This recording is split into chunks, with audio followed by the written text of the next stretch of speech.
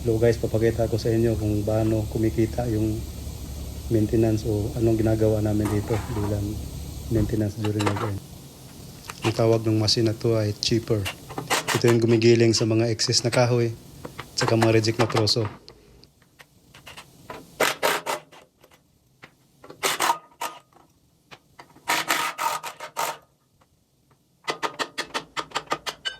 One zero.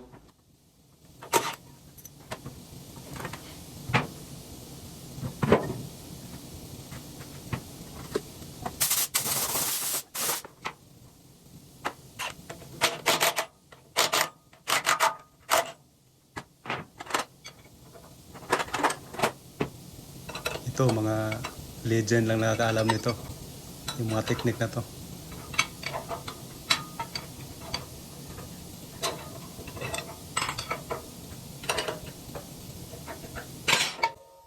Oops, tricks.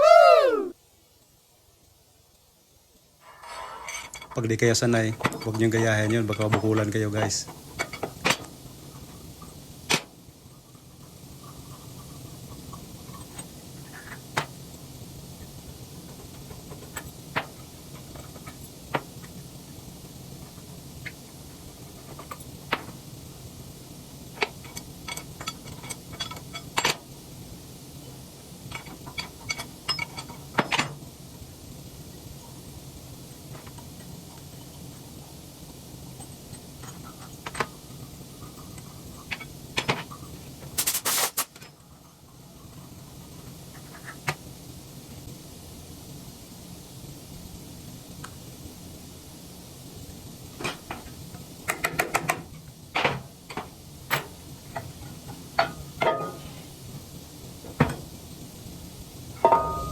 Ito yung anvil na tinatanggal ko. Binabaliktad siya kasi nga manipis na yung nasa side ng cutter. Kailangan sa baliktarin para maganda yung gap.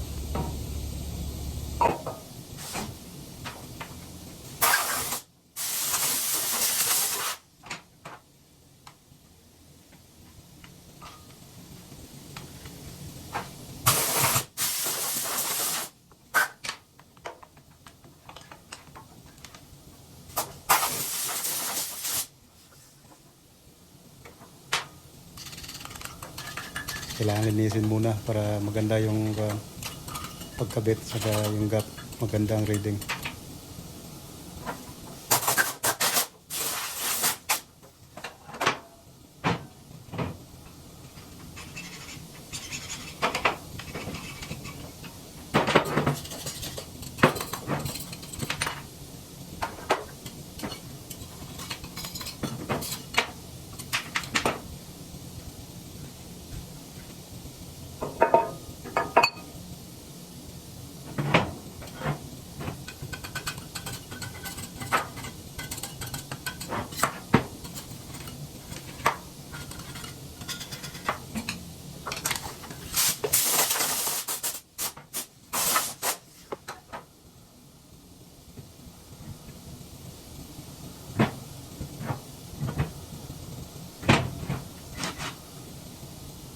Lagyan mo ng konting grasa para di masyadong kalawangin. Bago ikabit, siguraduhin nasa tamang side yung anvil. Baka balik lang yung dati. Sa dito naman, okay na. Nakuha ko na. Double check.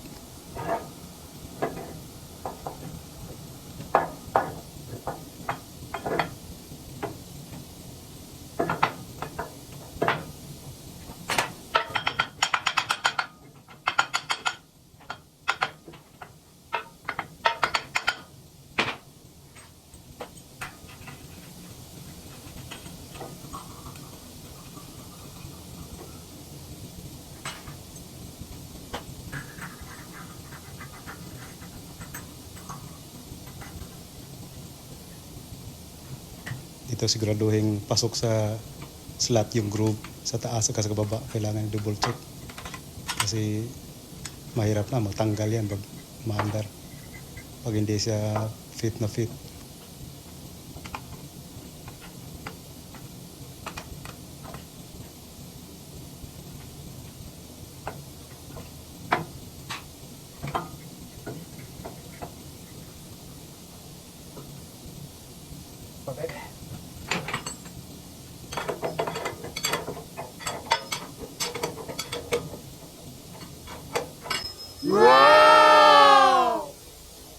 Tapos huwag yung ganayahin yun guys, baka mabukulan kayo ha.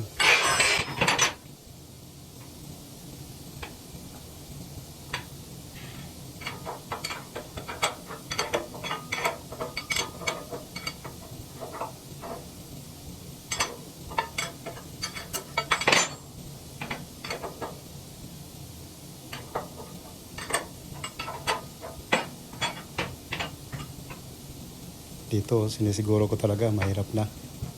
Kasi yung tiwala ba. Pinagkatiwala sa ating trabaho. Galingan natin. Dapat pulido.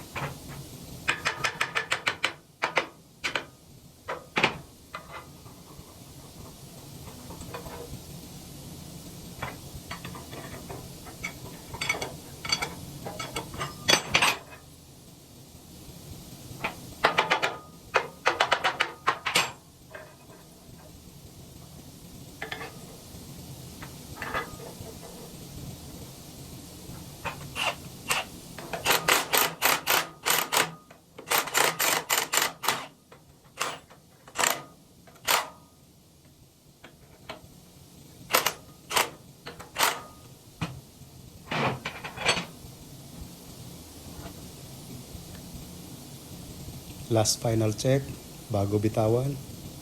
Kailangan sigurado talaga.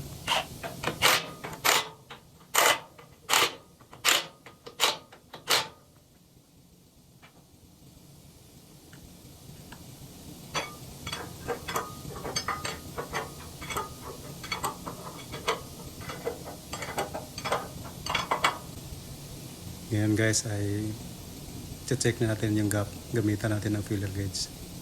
Papasok tayo. Linisin muna para maganda yung reading.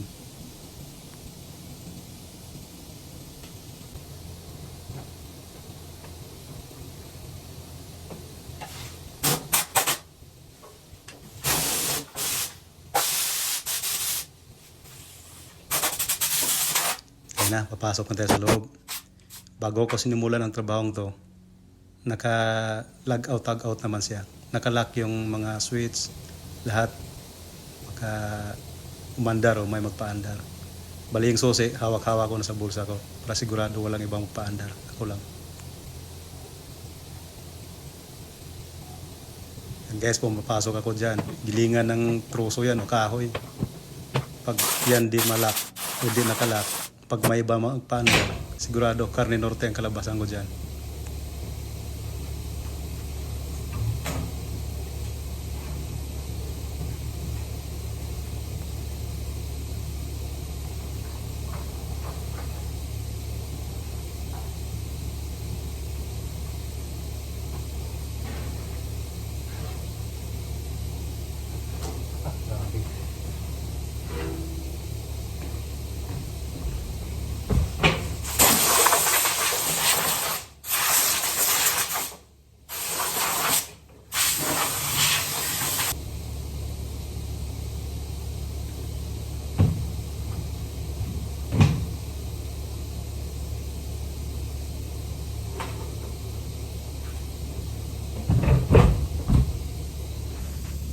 Pakita ko sa inyo kung anong itsura. Na-adjust ko. Bali malabo siya. Mamaya pasukin natin. Check yung gap. So malaki yung gap sa baba. Adjust mo natin yung gap. Malaki yung gap sa baba. Nagagamit ko yung kuwan ko dito. Experience alignment sa oil and gas. Sa oil and gas mahilig kaming o expose kami sa mga alignment. Kaya dito nagagamit ko.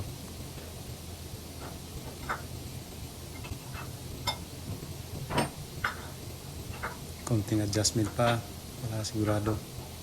Mahirap pa balik-balik, nakakapagod. Double check kung wala ba nagbago sa reading. Yan yung mahirap pa mag-solo ka sa iyo lahat. Ikaw mag-adjust, ikaw magre-reading. Normally pag ganyan maganda pag may kasama ka, kaso kulang kami sa tao. Ako lang mag-isa. Yung kasama ko naman busy rin sa trabaho niya.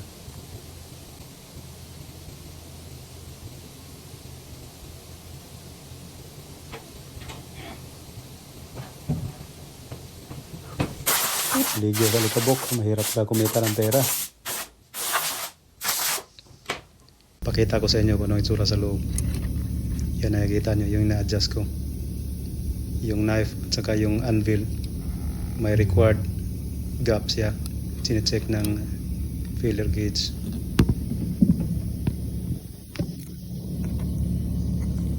Mukhang nahirapan ako dito mukhang nahirapan ako magkuhan. Set ng camera. Nahirapan sa tumang kalisod. Yan guys. Makikita nyo kung paano sinecheck yung kuhan. Gap. Sa taas ka, baba ka, dapat pareho. Imagine nyo na lang guys, yung ngipin na yan, troso o mga kahoy ang tinatap-tap niyan.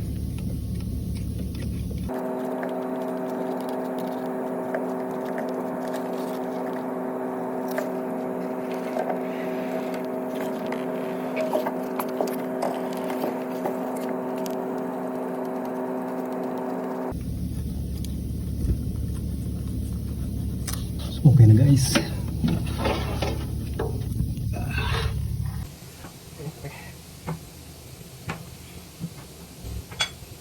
Okay, finale na. Higpit na.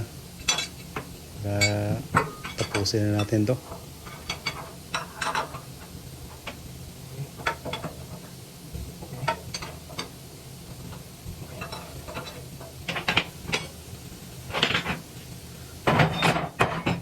Balik na. Yung pinakaunang tinanggal, yan ang pinakalas na kabit.